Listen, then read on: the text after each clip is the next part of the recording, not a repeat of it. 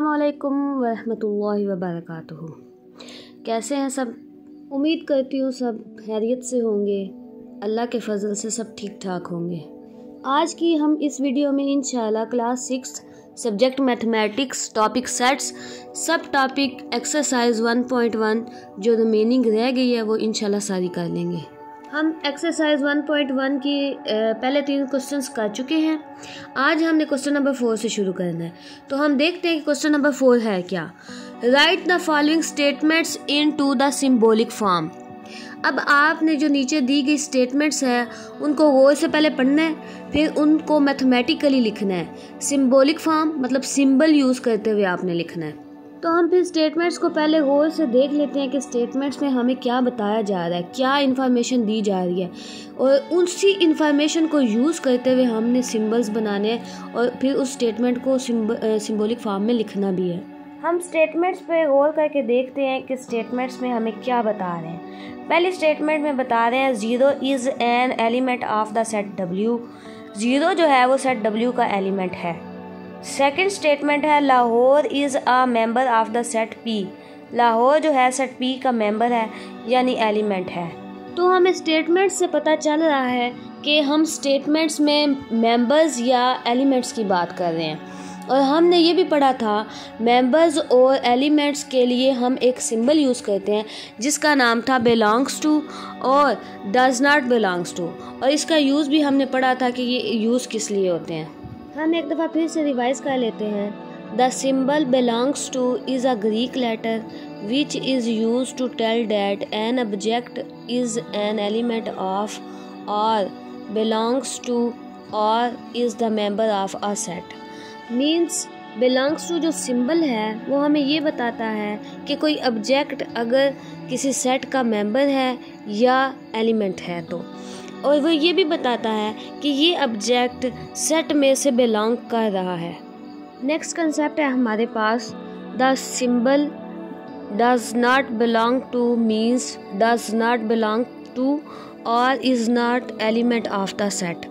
अब जो दूसरा सिंबल है जिसके ऊपर हमने तिरछी सी लाइन लगाई होती है वो हमें ये बताता है कि कोई जो ऑब्जेक्ट है या कोई एलिमेंट है वो सेट में से बिलोंग नहीं कर रहा, वो सेट का एलिमेंट नहीं है, वो सेट का मेंबर नहीं है। हमने इन दोनों सिंबल्स को यूज़ करते हुए और इसी कंसेप्ट को यूज़ करते हुए ये सवाल हल करना है, और हमने पहले स्टेटमेंट को गौर से पढ़ना है, फिर हमने उसके अंदर सिंबल लगाना है। Question number 4 part number 1। 0 is an element of the set W। अब 0 जो है वो सेट W का एलिमेंट है, तो हम कौन सा सिंबल लगाएंगे? बिलोंग्स टू का सिंबल लगाएंगे। और एक और बात, हमने जब सिंबॉलिक फॉर्म में लिखना है इस स्टेटमेंट को तो सबसे पहले एलिमेंट लिखना है, फिर हमने सिंबल लिखना है और उसके बाद सेट का नेम लिखना है। एलिमेंट हमारे पास अगर अल्फ़ाबेट होगा तो वो छोटा होगा, स्मॉल अल्फ़ाबेट लिखेंगे एलिमेंट के लिए, फिर सिंबल लगाएंगे और फिर सेट का नेम हमेशा कैपिटल लेटर होगा। तो ज़रा गौर से देखें, 0 एलिमेंट है तो हमने 0 को पहले लिखा है। W जो है वो सेट का नेम है तो हमने सेट का नेम बाद में लिखा है, और दरमियान में हमने सिंबल डाला है जो कि बिलोंग्स टू का सिंबल है, जो ये बताता है कि 0 एलिमेंट है W का। Part number 2। Lahore is a member of the set P। अब लाहौर एलिमेंट है, सेट का नेम P है, और बता रहे हैं जी लाहौर मेंबर है P का, मीन लाहौर एलिमेंट है P का। तो फिर हमने सबसे पहले लाहौर लिखना है, फिर सिंबल डालना है, सिंबल कौन सा? बिलोंग्स टू का, और फिर सेट का नेम लिखना है जो कि है P। Lahore belongs to P mean Lahore जो है P में से बिलोंग कर रहा है। इसका मतलब ये हुआ कि लाहौर P का मेंबर है या एलिमेंट है। Part number 3। 1 is not an element of the set E। अब जो एलिमेंट है वो हमारे पास 1 है, सेट का नेम है हमारे पास E, और बताया जा रहा है कि 1 एलिमेंट नहीं है सेट E का। अब ज़रा गौर करके बताएं कि इस क्वेश्चन में कौन सा सिंबल यूज़ होगा। हमारे पास 2 सिंबल हैं, एक बिलोंग्स टू का और एक डज नॉट बिलोंग्स टू का। बिलोंग्स टू हम इसलिए यूज़ करते हैं अगर एलिमेंट सेट का एलिमेंट हो तो हम बिलोंग्स टू यूज़ करते हैं। अगर एलिमेंट सेट का एलिमेंट ना हो तो हम does not belongs to use करते हैं। क्वेश्चन में कहा जा रहा है 1 is not an element of the set E, कि 1 जो है वो सेट ई का एलिमेंट नहीं है, तो हम कौन सा सिंबल डालेंगे? डज नॉट बिलोंग्स टू का। हम कौन सा सिंबल डालेंगे? डज नॉट बिलोंग टू का। और फिर इस सिंबॉलिक फॉर्म को हम इस तरह पढ़ेंगे 1 does not belong to set E. Part number 4, Sindh does not belong to the set B. अब हमारे पास एलिमेंट सिंध है, सेट का नेम बी है, और दरमियान में उसने जो लिखा है वो सिंबल का नेम ही लिख दिया है, डज नॉट बिलोंग टू। तो यहाँ पे हम जो सिंबल डालेंगे वो डज नॉट बिलोंग टू का ही डालेंगे। और हम इस सिंबॉलिक फॉर्म को ऐसे ही पढ़ते हैं, Sindh does not belong to the set B. Next है जी part number 5, potato is an element of the set V. यहाँ पे पोटैटो एलिमेंट है, सेट का नेम वी है, और इन्फॉर्मेशन ये है कि पोटैटो एलिमेंट है सेट वी का, तो बिलोंग्स टू का सिंबल डाल दें, potato belongs to set V. Part number 6, 0 belongs to the set ए।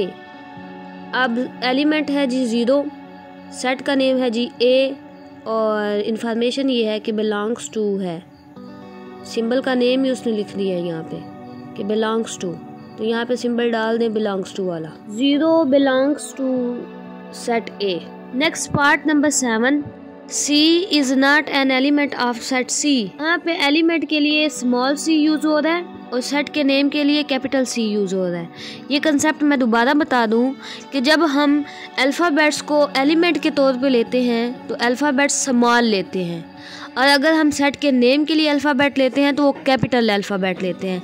ये सेट को लिखने का रूल है। फिर हम इसका आंसर इस तरह लिखेंगे, स्मॉल सी पहले क्योंकि स्मॉल सी एलिमेंट है, और एलिमेंट को हम पहले लिखते हैं, फिर कैपिटल सी क्योंकि कैपिटल सी सेट का नेम है, और नेम हम बाद में लिखते हैं। दरमियान में हम डालेंगे डज नॉट बिलोंग्स टू का सिंबल, क्योंकि वो कह रहा था इज़ नॉट एन एलिमेंट, तो नॉट एलिमेंट है तो डज नॉट बिलोंग्स टू लगेगा। Small C does not belongs to capital C.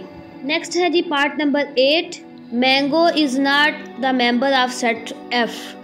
Mango element है, सेट एफ है, सेट का नेम एफ है, और इज़ नॉट मेंबर है, it means does not belongs to लगेगा। Mango does not belongs to F. Next है जी part number 9, 5 is an element of the set N.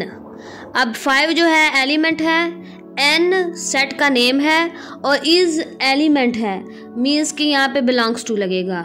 Element हो तो हम बिलोंग्स टू लगाते हैं। नेक्स्ट पार्ट है हमारे पास part number 10, 4 is not an element of set O. यहाँ पे 4 एलिमेंट है हमारे पास, सेट का नेम ओ है, और इज़ नॉट एलिमेंट है, तो इज़ नॉट एलिमेंट के लिए हम डज नॉट बिलोंग्स टू का सिंबल लगाते हैं। इसका जवाब ऐसे बनेगा, 4 does not belongs to set O. ये क्वेश्चन मैं आपको दोबारा रिवाइज करा दूँ कि ये क्वेश्चन हल करने के लिए आपको 3 चीज़ों की ज़रूरत है। फर्स्ट ऑफ ऑल आपको एलिमेंट का पता होना चाहिए कि स्टेटमेंट में एलिमेंट कौन सा है।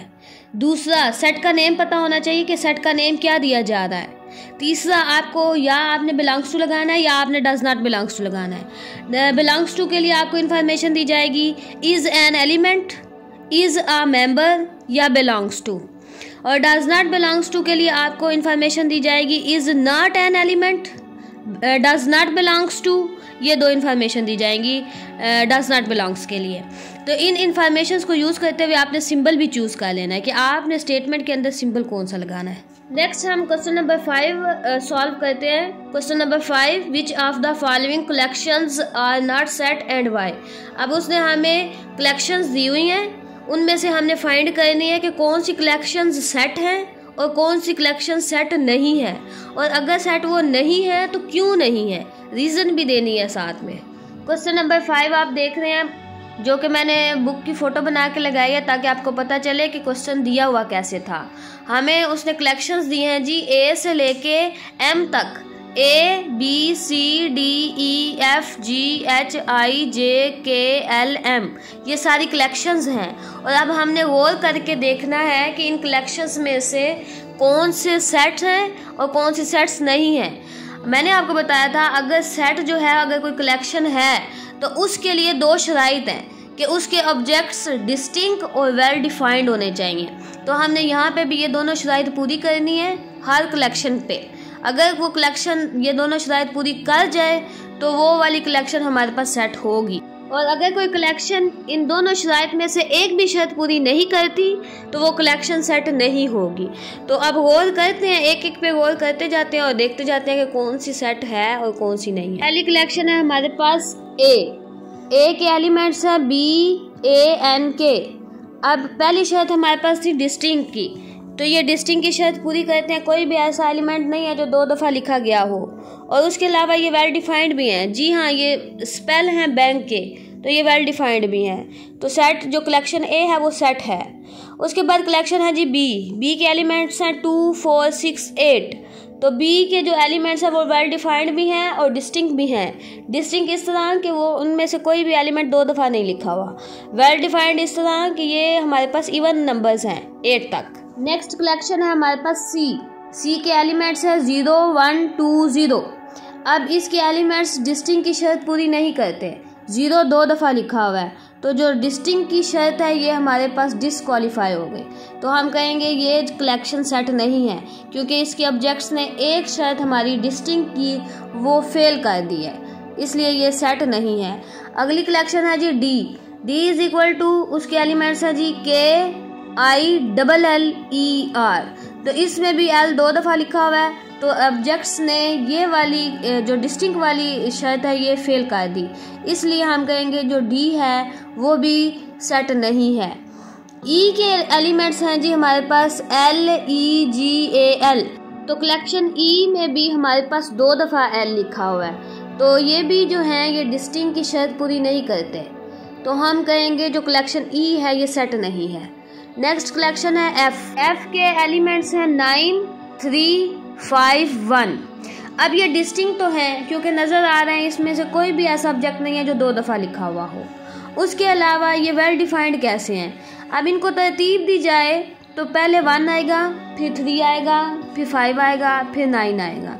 ये ऑड नंबर्स बन रहे हैं, तो वेल डिफाइंड भी हैं क्योंकि ऑड नंबर्स हैं हमारे पास, तो ये दोनों शराइत पूरी कर रहे हैं। ये वाले ऑब्जेक्ट्स दोनों शर्तें पूरी कर रहे हैं, वेल डिफाइंड की भी और डिस्टिंक्ट की भी, इसलिए एफ हमारे पास सेट है। नेक्स्ट कलेक्शन है हमारे पास G, the set of story books. इसके जो ऑब्जेक्ट्स हैं वो हैं जी स्टोरी बुक्स, तो ये वेल डिफाइंड है। इस कलेक्शन में हम सिर्फ स्टोरी बुक्स रख सकते हैं, इसके अलावा कोई किताब इस कलेक्शन में नहीं आएगी सवाए स्टोरी बुक्स के। अब हम डिस्टिंक्ट की शर्त देखते हैं, तो हम इस कलेक्शन में जस्ट एक किताब एक दफ़ा रख सकते हैं, बार बार एक किताब नहीं रखेंगे, तो ये ऑब्जेक्ट्स डिस्टिंक्ट भी हुए। तो जो कलेक्शन जी है इसके ऑब्जेक्ट्स जो हैं ये डिस्टिंक्ट और वेल डिफाइंड दोनों शराइत पूरी कर रहे हैं, तो जो कलेक्शन जी है वो सेट भी है। नेक्स्ट कलेक्शन है हमारे पास H, the set of beautiful birds. जब हमने वेल डिफाइंड पढ़ा था कि वेल डिफाइंड बेसिकली क्या चीज़ है, तो मैंने बताया था ये स्पेसिफिक प्रॉपर्टी होती है, और मैंने ये भी बताया था कि स्पेसिफिक प्रॉपर्टी वो वाली जो ओवरऑल स्पेसिफिक हो, जैसे गुड, बैड, ये वाली जो क्वालिटीज़ हैं ये वेल डिफाइंड नहीं है, ये स्पेसिफिक प्रॉपर्टी नहीं है। तो यहाँ पे ब्यूटीफुल आ गया, तो ब्यूटीफुल मेरे लिए ब्यूटीफुल हो सकता है, मुझे वो हो सकता है अच्छा लग रहा हो सकता है आपको वो अच्छा ना लग रहा हो, तो ये स्पेसिफिक प्रॉपर्टी ना हुई, तो फिर ये वेल डिफाइंड ना हुए।